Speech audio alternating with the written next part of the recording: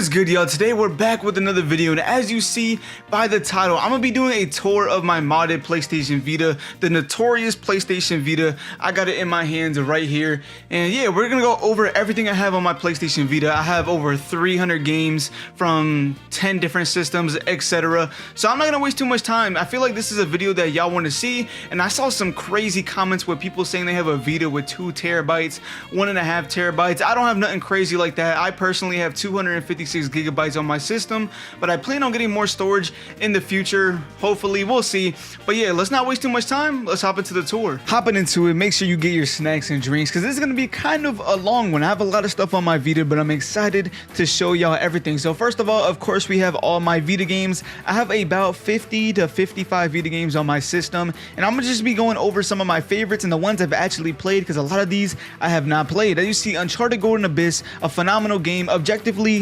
definitely not one of the best Uncharted games, but for on the go, it's awesome. Killzone Mercenaries, one of my favorite FPSs on the handheld of all time. It actually looks really good. It looks like it's a PS4 game almost, which is kind of insane. Next, we got a handful of other games that I've already beat, like the Walking Dead series. If you haven't played the Walking Dead Telltale series, what are you doing? That is a must play for any gamer.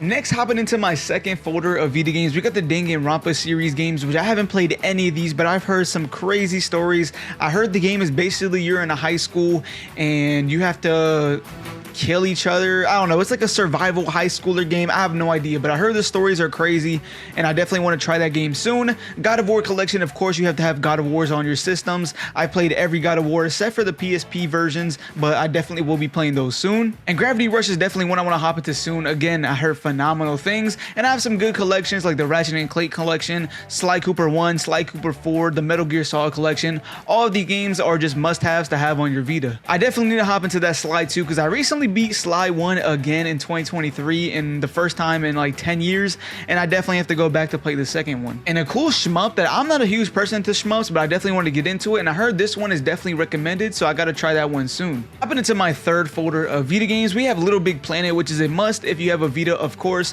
We got Arkham Origins Blackgate, which I have not played, and I don't think I'm gonna play. I love the Batman Arkham games, and I just heard kind of bad things about this one, so I don't even want to ruin, you know, my enjoyment of the Arkham games, so I'm probably never gonna actually play that. We got PlayStation All-Stars, which is of course the Smash Bros clone that PlayStation released. We have a lot of the Yeast games, which if you're into RPGs, you definitely want that on your system. They're really good JRPGs. We have Corpse Party, which is an underrated horror game on the Vita that a lot of people don't know about, but it's definitely worth having on your system. We have Curse of the Moon, which is a Castlevania game. We Assassin's Creed Liberation, which again, this is another example of, I kind of like the Assassin's Creed games, but I heard the performance on this one on the Vita is just not it, so I'm kind of scared to really hop into it. And of course, we got Final Fantasy X, which I've played portions of this game. I never actually played the full game, but I love the soundtrack, love the art style, so I definitely have to fully beat this game sometime soon, hopefully. And hopping into the fourth folder on the Vita, we have Sonic Transform, which if you're a racing fan, especially like an arcade racer fan, this is definitely one for you. It's kind of like Mario Kart, but you have different abilities, and in each race you can hop from a boat to a car to an airplane. Honestly, it's a really underrated racing game, and I definitely recommend it. We got Silent Hill Book of Memories. You have to have every Silent Hill game on your system. They're just great horror games. You got Shovel Knight, which again is highly recommended and praised. I just never really touched it. A game that surprised me is this tennis game. It's Virtua Tennis 4, I believe that's how you say it. I'm not a tennis fan, obviously. In real life, I'm not here watching or playing tennis, but this game is like an arcade tennis game, and it's definitely worth your time. I believe it's made by Sega, so you know they do their arcade sports games very well. Next, we have a game that really surprised me. The performance, the graphics, etc. is Resident Evil 2 Revelations. I didn't think it was gonna run this good on the Vita, and I believe it runs pretty good on the 3DS as well. So whatever they did to develop that game, they definitely did their thing. And we got Wipeout 2048, which is a great racing game, really fast paced, kind of like F-Zero. Another FPS that's really fun is Resistance Burning Skies. If you're into the Killzone series, Resistance is definitely in your lane, and I could definitely recommend these games as well. And next folder is a bunch of my modifications like Vita Deploy, PKGJ, the Homebrew, Enzo, Shark Food, Adrenaline, plugins, Yamit, I believe that's how you say it, Custom Themes Manager, and Storage Format. Just a bunch of little modifications that if you have a modded Vita, you definitely want on your system. Hopping into the next page of my Vita is legit just a full page of PSP games. I have exactly 100 games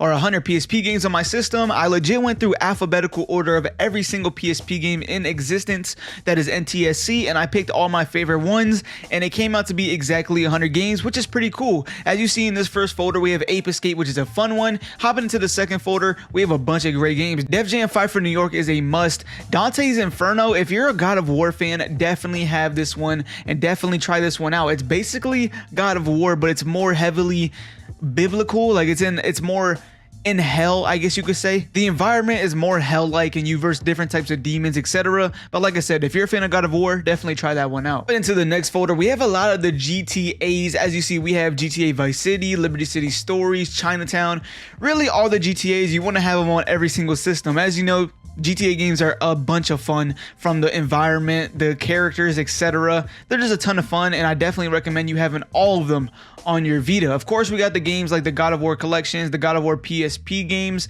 which, like I said, I haven't hopped into those. Definitely have to hop into those. But a game that I've been recommended is Gene Arc. I believe it's an RPG. Let me know in the comments if you tried that one out, but I definitely like the art style, and I have to give it a try soon. Yeah, other than that, in this folder, nothing too crazy. We just got like Family Guy and a couple other miscellaneous games. And in the next one, we have some fun ones. We have some Lego games, Lego Indiana Jones and Lego Batman. If you're a Lego fan, you know the Lego Batmans are probably the best games in the series of Lego in general. That's just my opinion. I love the Batman games growing up, so I had to have that on my Vita. Of course, we have Kingdom Hearts Birth by Sleep, which is another one I haven't played. I haven't played many Kingdom Hearts in general. I believe I only played Kingdom Hearts 1. I haven't even played Kingdom Hearts 2, but we're not going to dive too deep into that one. Hop into the next folder. We have, again, a bunch of banger games. We only have banger PSP games, so definitely bring out your notepad and take some notes, because I have a lot of games to recommend. Hopping into this folder, we have Mega Man Powered Up, which is a little mini game Mega Man game, which I definitely recommend. It's kind of fast paced, and I don't know, it's like a new idea of Mega Man games. It's kind of fun. And next we got NFL Street 2, which if you're a fan of arcade sports games,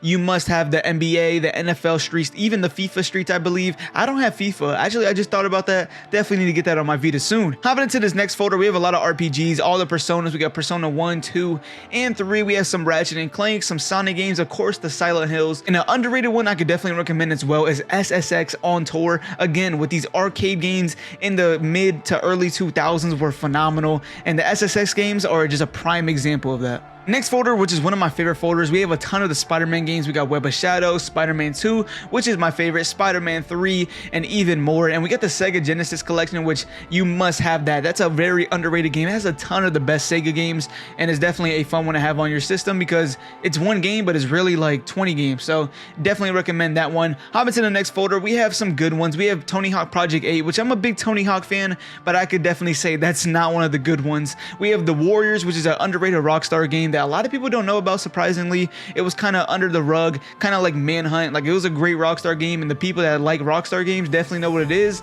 but a lot of the mainstream people don't know what it is, so I could definitely recommend that one. We have a ton of other fun ones like the Simpsons games, Shrek games, etc. Hopping into my last folder of PSP games, nothing too crazy. We got some more Yeast games. As you see, we have pretty much half the folder is Yeast games. We have a lot of RPGs in this one. We have X-Men Origins, which is definitely a fun one. Again, an X-Men game that was forgotten, unfortunately, but is definitely worth a play. We have the Third Party, which I haven't played this one, but I've heard a lot of good things about it. It's very inspired, and I believe somebody that worked on the Final Fantasy games worked on this as well. It's by Square Enix, obviously, and the art style is very Final Fantasy-esque, so I definitely want to give that one a try. Now that we're done with the PSP games, we can hop into this next slide, and, you know, of course, we have the basics, you know, the basic settings that comes with the Vita, all these basic applications that pretty much everybody has on their Vita, nothing too special. I have a handful of these random Vita games flying around because I have some video ideas, so we're not going to worry too much on that. But hop into my first PS1 folder. I pretty much consist of a bunch of platformers, survival horror, and yeah, that's pretty much it when it comes to PS1. I don't have a ton of PS1 games on my system. I believe I have 25 to 30 PS1 games, and then you see a lot of Resident Evils, a lot of survival horror in general, and some fun platformers. That's really all I enjoy on the PS1. I feel like any other genre is really hard to play in 2023 when it comes to like PS1 graphics and tank controls. And as you see in this folder, which is probably my favorite PS1 folder, we have a ton of Tony Hawks. Of course, I got the original Silent Hill in here, and some games I could definitely recommend, which are platformers, very colorful platformers and very fun ones, is the Tomba games. I got Tomba 1 and Tomba 2. Definitely games that don't really get the limelight that they deserve on the PS1. Now that we're done with the PS1 games, I have my port folder, which again, so many great things on this system, and the ports just make this system even better. We have GTA San Andreas, which of course the San Andreas is probably the best GTA of all time. Let me know in the comments how you feel about that statement, but I actually beat San Andreas on my Vita fully, so I could confirm that it runs great, it feels great, and I definitely think that everybody that has a Vita should have that port. Next we have Max Payne, which again is a classic PS2 game. I beat this game on my PS2, so to have this on the go as well was definitely cool to see. And we have a bunch of other GTAs like Vice City, GTA 3, Chinatown Wars. I'm not gonna go too deep into those.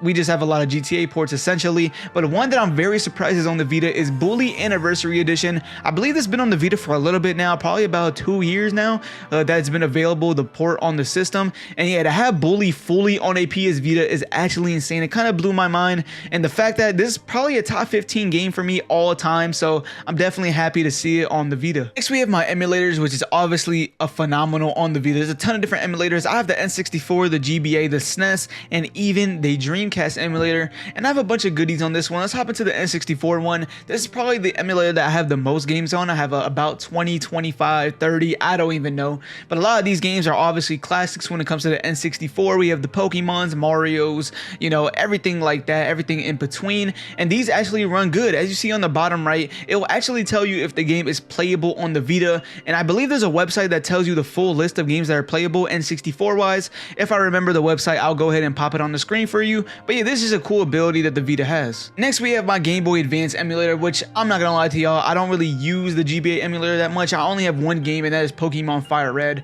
But if we hop into it very quickly, it honestly loads up very quickly, and the thing that I like about it is it actually saves your last save state. As you see, we loaded into the game and I'm right into my world, so that's pretty cool to see. You don't have to really worry about save states or having to lose your game progress, because it pretty much hops right into the game where you left off. Next we have my Super Nintendo emulator, which I believe I have about 20 games on here, and surprisingly I actually do play them pretty frequently, because a lot of these Super Nintendo games are just classics. And I don't know what it was about the Super Nintendo generation. Those games still hold up to today. The soundtrack, the gameplay, everything in between, it just still feels good in 2023. A lot of it is platformers, obviously, so those are kind of hard to not work in 2023. But for example, Super Mario World, as you see, we selected it and bang, it pretty much loads up instantaneously and you're in Super Mario World. It's pretty cool, and I definitely use this one more than I thought I would. Next we got my Dreamcast emulator, which I honestly am surprised it works at all on the Vita, and it's definitely a work in progress. Not too many games work on it, but I definitely have a good handful on my system that do work. We got the Sonic Adventures, Resident Evil 2, Marvel vs. Capcom, a lot of the Dreamcast classics that I had to have on my system, and luckily those are the ones that actually work, so I'm happy to see that. As you see, we're in Marvel vs. Capcom 2, and the frame rate is pretty solid. As you see on the bottom right, it does have the frame rate, and it sticks between 45 and 60 frames pretty nicely. Next, I'll go ahead and show you some of my custom themes. A lot of people ask me about my custom themes because I think I have some decent taste in some themes, I must say.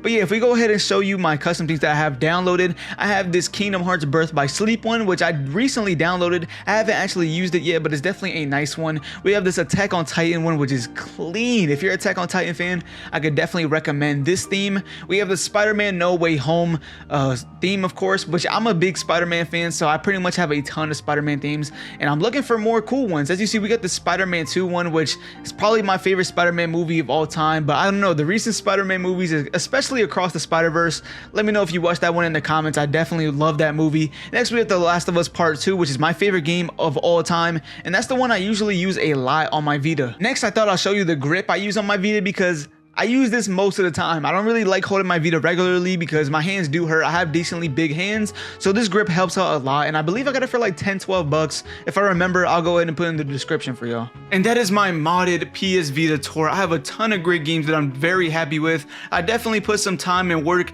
into the system to put every single game that I really want on it, and yeah, I have a ton of great games to look forward to. I have those 100 PSP games, which I probably only beat about 10 of them. So my backlog on my PlayStation Vita is insane, and a lot of y'all, like I said, have 1.5 terabytes worth of games on your PlayStation Vita, which I don't really need. I have more than enough games on this 256 gigabyte system, but the videos have been doing very good, so I might in the future have a little project, get a Vita 3000 with like the double memory card slots and get like a 1.5 terabyte PlayStation Vita and load it up. I might, that might be an idea later in the future. And yeah, I really appreciate all the support y'all be giving on the YouTube videos, or the likes, likes, subs, comments, etc. All that YouTube stuff. Y'all been killing it, and I really am grateful for it. And yeah, make sure y'all stay tuned because I have a lot of good ideas coming soon. I got a lot of ideas up here, so make sure y'all stay on the lookout. And yeah, let me know in the comments if I should add any more things to my PlayStation Vita, if it's a game, modification, whatever, it doesn't matter. Leave it down below because I'll definitely take some notes, and if there's some good suggestions, I'll definitely add it to my Vita. But yeah, hopefully y'all enjoyed this video, and I'll see y'all next time.